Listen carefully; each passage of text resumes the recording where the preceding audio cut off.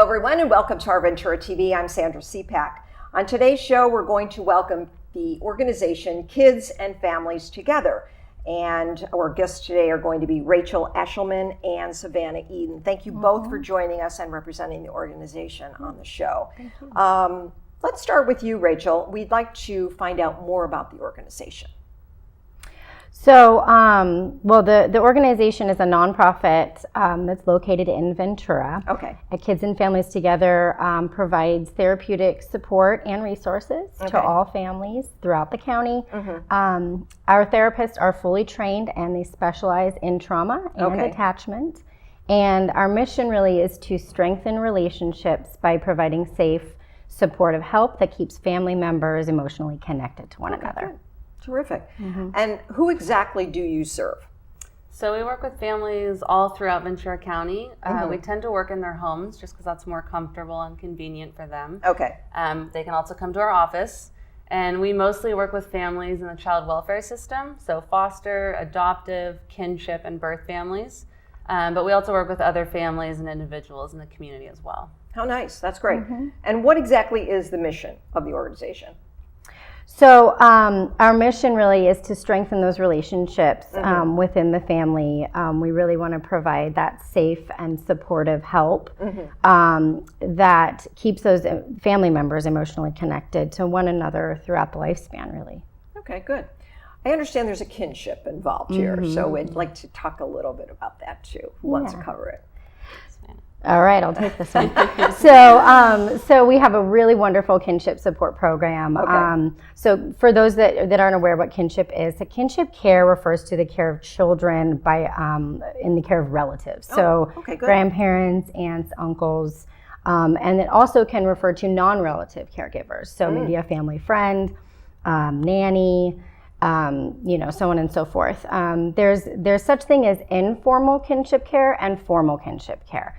So formal kinship care refers to children that have been removed or there's been CFS involvement, and the children were removed and placed with a relative. Informal kinship care is really where there's no child welfare involvement. It was just a decision made by the family who thought maybe it was best that this relative raise this child or children. Do many of these kids stay in your care for a length of time, months, weeks? What usually is the amount of time that they're in your care? In terms of providing services, it really depends on the program. Okay. For any information, if you're curious about any information about each program, you can always go to our website to get more info. Good. What makes your organization kind of stand out there, Kids and Families Together? What makes it different, unique, and really special? So one of the things that really sets us apart is this book right here. It's called Nurturing Connections. Okay. And this is kind of our Bible at Kids and Families. We use this in every program. A lot of our families get to keep one copy of this. Nice. And it has information about attachment, trauma, how to be a therapeutic parent, the importance of play, making sense of their own attachment history, resilience, self-care. I could go on and on. So a lot of information that's really relevant to our families. And another thing that really sets us apart, I think, is our culture at Kids and Families. We really value relationships and connections, and not just with the families we work with, but even amongst our staff. We talk about being part of the KFT family, and that shows in our office environment too. We want it to be really homey and welcoming. So when people come to our office, they feel safe and comfortable and at ease. Which makes a big difference in terms of going through the programs that you have. I think everybody feels a lot more comfortable that way. Yes. That works. Yeah. And let's talk about some of those support groups and workshops that you have. I think that's really something that needs to be said. Oh yeah. Yeah, we offer a lot actually. So two of them are based on Nurturing Connections. One is for birth parents whose children have been removed and may or may not be back with them yet. Okay. The other one is for foster, adoptive, and kinship families. And then we also have a sibling support group, and this is for birth children who have a foster or adopted sibling. So helping them kind of navigate that, better understand and empathize with that sibling. Okay. And then we have two groups that are open to the public. One is for couples and one is for parents and teens. And with the couples, rather than teaching communication skills, we're trying to really get to the heart of the matter. Okay. So we're helping them to better understand their own and their partner's emotions, attachment needs, and fears, so they can be more accessible, responsive, and engaged with each other. Okay.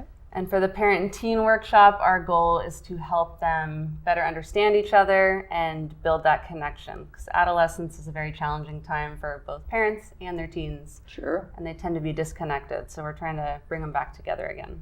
Good. Who exactly can go to the organization and get assistance, and how?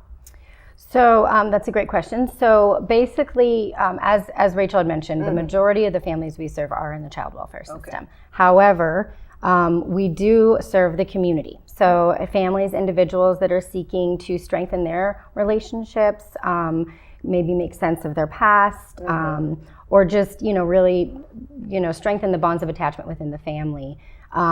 Would be great candidates. But really, if you have any questions or you're interested in services with kids and families, the website is a really great tool to get more info, or you can always give us a call. Right, because you can navigate through the website and see what you would need, Yeah, which is very, very helpful. It is a good website. I've been on it. Very good. Yeah.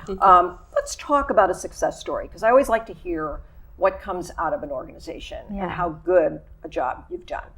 Can you share one with us, possibly? Yes, we can. So one of the things, too, that makes us stand out, though, at KFT is that we, our kids and families together, is that we really touch all parts of the family. Okay. So with this particular story, I was providing services to the child and working dyadically with the foster parents and the child in sessions.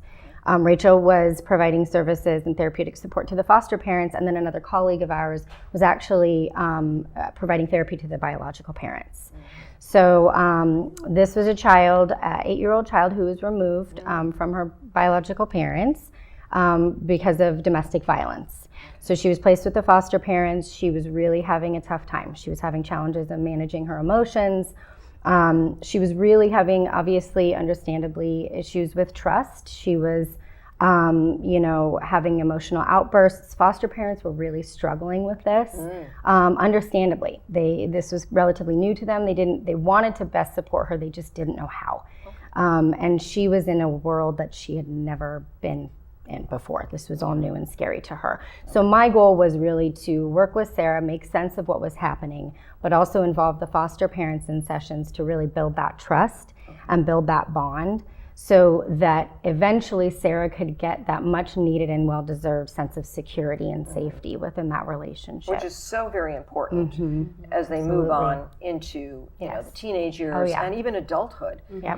That security in place makes all the difference. It's necessary for development and for the child to thrive. So very good to hear. So like Savannah mentioned, I was working with foster parents, kind of going through nurturing connections together. This was their very first placement, so they were really overwhelmed, kind of unsure of themselves as parents. I taught them about attachment and trauma and how that was impacting Sarah and her behaviors. And I spent a lot of time with them talking about their own attachment histories, because this impacts how we form relationships as adults and how we parent. So for example, foster dad had a father who was very cold and distant. So nurturing Sarah didn't really come naturally to him. It was a struggle and something that we kind of worked through together. Okay.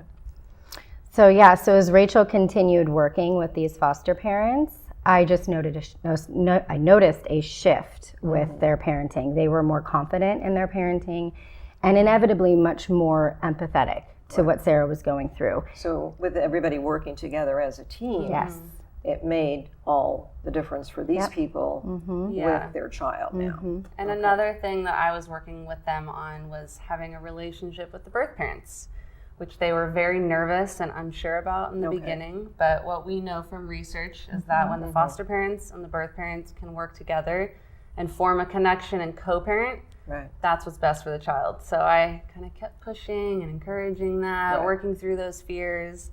And that's very good. That's really helpful. Yeah, and when they finally... Because a lot of people may not want to go that direction. They may feel very uneasy about that. Right. It's scary. So to do that and suggest that and then carry through with it really makes a difference. And what's really special about this case is that these foster parents remained a part of this family's life, even after Sarah was reunified. And maintaining that connection for Sarah just sends that message that she's unconditionally loved, and she's worth being remembered. Good. I'd like to talk about this little guy here and this book. I know that you have a very special therapy dog named Charles that is really part of the team here at Kids and Families Together, and he makes such a big emotional impact on so many people. So we really would like to give some information out about him as well, and what you do with his being in the office and going and talking to people and visiting, how he makes such a difference. Rachel is the mommy, so I'm going to let her. And Charles' mom. Oh, good.